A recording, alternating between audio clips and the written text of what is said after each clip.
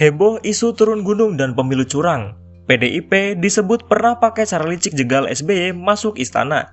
Presiden ke-6 Indonesia, Susilo Bambang Yudhoyono, menjadi perbincangan setelah mengaku siap turun gunung karena adanya dugaan kecurangan di pemilu 2024. Para kader, mengapa saya harus turun gunung menghadapi pemilu 2024 mendatang? Saya mengetahui bahwa ada tanda-tanda pemilu 2024 bisa tidak jujur dan tidak adil, ucap SBY. Pernyataan ini memicu panasnya hubungan antara Partai Demokrat dan PDI Perjuangan sampai kedua pihak saling menyerang di ranah publik.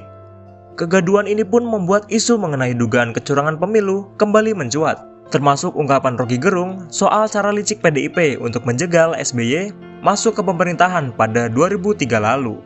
Hal ini disampaikan Roky ketika hadir sebagai narasumber di sebuah diskusi yang diunggah kanal YouTube Total Politik pada 30 Juni 2022. Kala itu Roky hadir untuk membahas perihal presidensial threshold.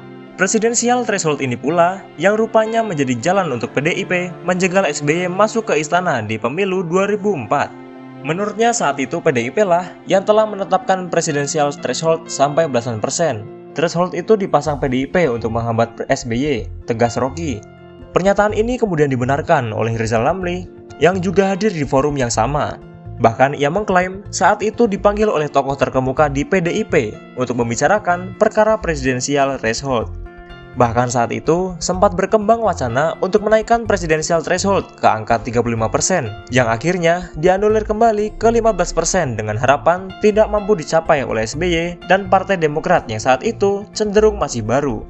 Namun perkiraan PDIP keliru lantaran Demokrat yang pada akhirnya menjadi pemenang pemilu 2004. Bahkan SBY bisa menjabat sebagai presiden sampai selama 10 tahun.